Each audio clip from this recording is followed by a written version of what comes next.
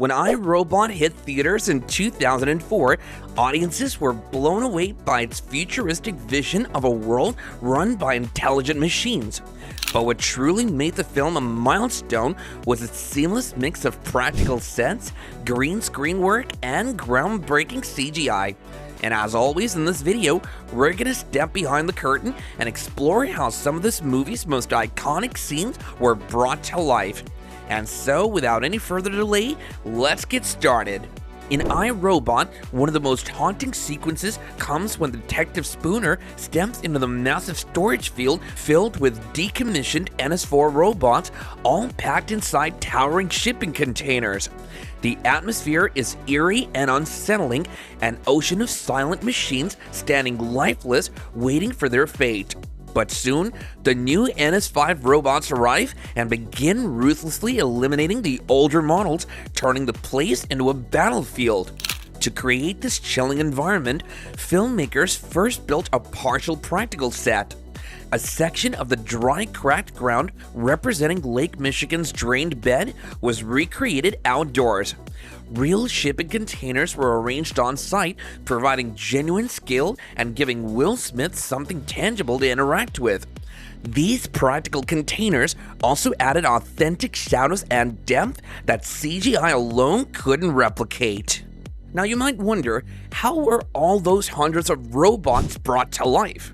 So for this scene, instead of filling the entire set with machines, the team used a handful of stunt performers dressed in blue suits. These actors stood inside the containers, mimicking the rigid postures and subtle jerks of the decommissioned NS4 robots. Later, in post-production, their bodies were digitally replaced with the robotic models.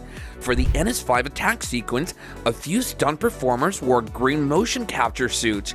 They performed the action choreography, jumping, striking, and tearing through the older models.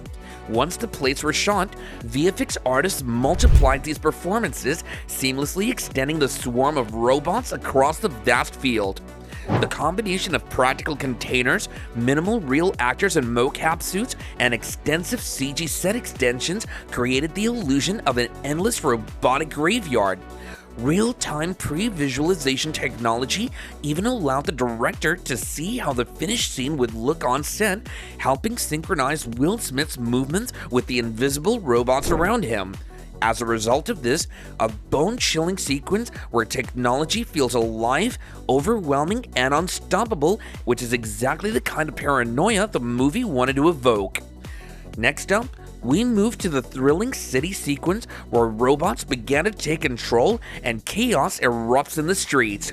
This is one of those moments in the movie that feels larger than life, with Spooner caught in the middle of a desperate battle against machines. But behind the camera, things were far more controlled and technical. To create the city atmosphere, the filmmakers didn't rely purely on CGI. Instead, they chose a real urban location. Streets were carefully dressed with practical props, broken cars, street lights, and debris to make it look like a city under siege. For the crowd, several background actors were dressed as ordinary citizens and police officers, while stunt performers in special green suits acted as robots. These performers executed the robotic movements on set, allowing Will Smith and the other actors to interact naturally during the action. To make the city look full of people who were panicking and running for their lives, the crew shot scenes with only a small group of extras at first. These were later multiplied digitally using crowd simulation techniques. So what looks like hundreds of terrified citizens on screen actually started with just a handful of actors running in front of a green screen. The result was a seamless blend of practical acting and digital expansion, making the battle feel authentic and massive.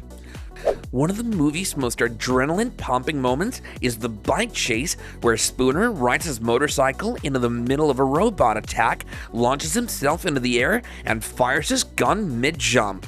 Watching it on screen, though, it feels like something out of a comic book, but how did they actually manage to pull it off? The sequence was divided into multiple parts. For the wide outdoor shots, a professional stunt performer doubled for Will Smith. The crew rigged a motorcycle with safety mechanisms and ramps, allowing the stunt rider to perform the dramatic leap. Cameras captured the bike soaring and crashing with long sweeping shots, giving the scene its scale and danger. And then, for the more dangerous moments, like Spooner firing bullets midair, filming moved indoors to a controlled green screen stage. Will Smith was strapped into a harness system mimicking the motion of being launched through the air. He held a prop gun and performed the action repeatedly, while the visual effects team later added robots, explosions, and bullets. This combination of real stunt work, practical motorcycle rigs, and green screen effects gave the bike jump its unforgettable intensity while keeping everyone safe. Another memorable scene takes us inside Dr. Alfred Lanning's lab, where Spooner and Susan first encounter Sonny. Before cameras rolled, the art department created a detailed blueprint of the lab's layout, ensuring that every angle and prop matched the story. On set, the lab was filled with robot parts, wires, and futuristic equipment. To bring Sonny to life, an actor in a green motion capture suit performed his movements. This allowed Will Smith and Bridget Moynihan to interact with a physical performer rather than an empty space, which made the acting more natural. In post-production, the mocap performance was replaced with the fully realized CGI model of Sonny, one of the most advanced digital characters of its time.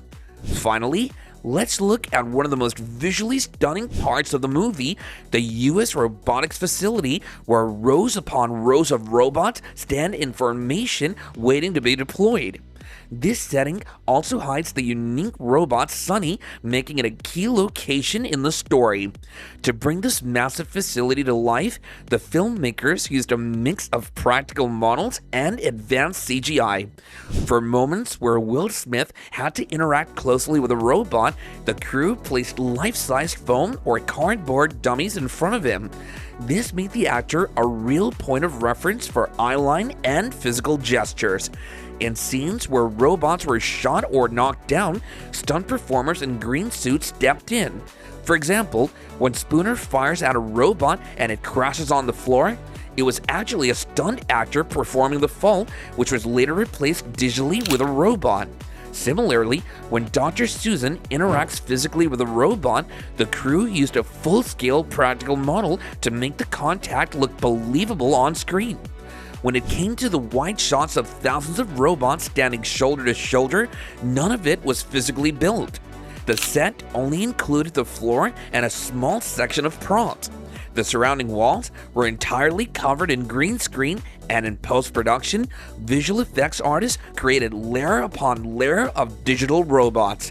This layering process allowed the filmmakers to build an endless, intimidating army while still grounding the action with practical elements in the foreground. The result was a seamless, jaw-dropping sequence where the scale of US Robotics' manufacturing power truly came alive.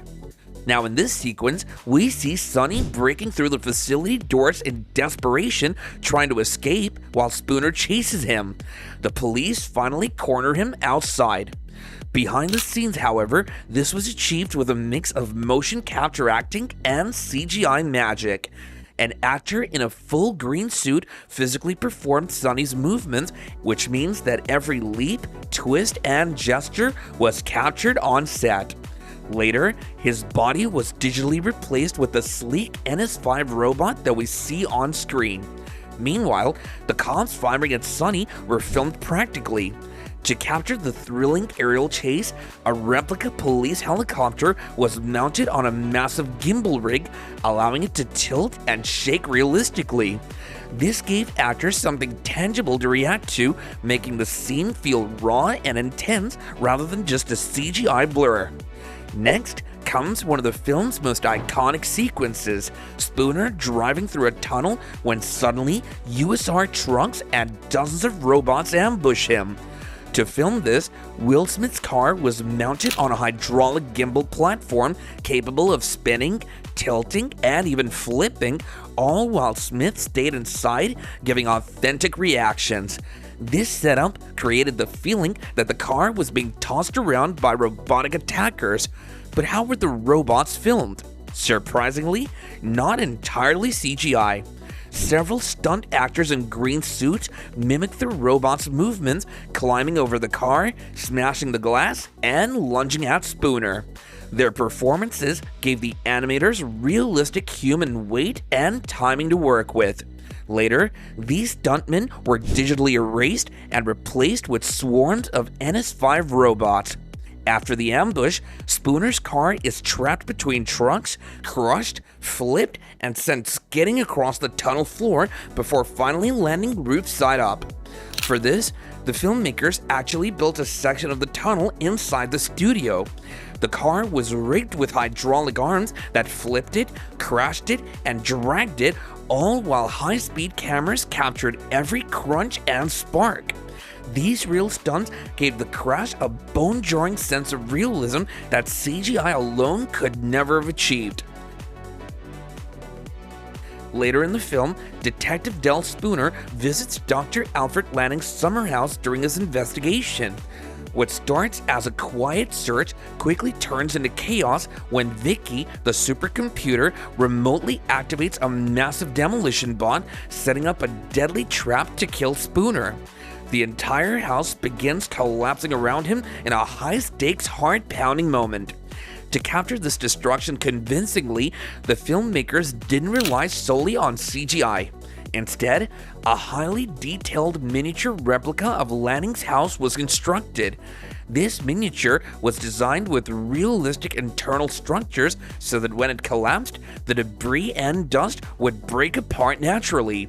Using mechanical rigs, the team carefully triggered the demolition while filming with multiple high-speed cameras, ensuring every fragment of plaster, wood, and dust looked authentic on set. For Will Smith's shots, a partial practical set was built, including walls, windows, and sections of the floor. This allowed real debris to fall around him as practical effects teams triggered collapses in sync with his performance. To make the destruction feel more immediate, chunks of plaster and dust were physically dropped near him, creating genuine reactions. Meanwhile, the giant demolition arms, the massive metallic machines tearing into the house, were entirely CGI creations. Before filming, the effects team created a pre-visualization to choreograph how these arms would move, where the walls would collapse, and how Spooner would escape. This combination of practical effects and CGI worked hand in hand, making the audience feel as if the house was genuinely collapsing on Will Smith in real time. The climax of I, Robot takes us to the towering core chamber of Vicky, where Spooner and Susan Calvin fight swarms of robots before injecting the nanites to shut her down. The USR core chamber wasn't a full set. Only partial platforms, walkways, and the nanite injection point were physically built. The rest of the cavernous space was created with green screen extensions and CGI. For the robot swarms, stunt actors in blue suits performed the fights, mimicking robotic strikes and grapples. Their performances were later digitally replaced with NS5 robots, giving the combat a visceral, weighty feel. In one breathtaking moment, Spooner makes a daring high jump to inject the nanites. To film this, Will Smith was trapped into a harness rig and launched in midair against a green screen. Later, animators added the dizzying drop, swarming robots, and Vicky's glowing core to make the leap look impossibly dangerous. The final combination of real stunts, practical effects, and cutting-edge CGI is what made I, Robot's climax unforgettable. And that's how iRobot came alive, through a perfect blend of practical sets, motion capture performances, and groundbreaking CGI that still holds up today. By the way, what do you think about this movie? Let us know in the comments down below, and thanks a lot for watching.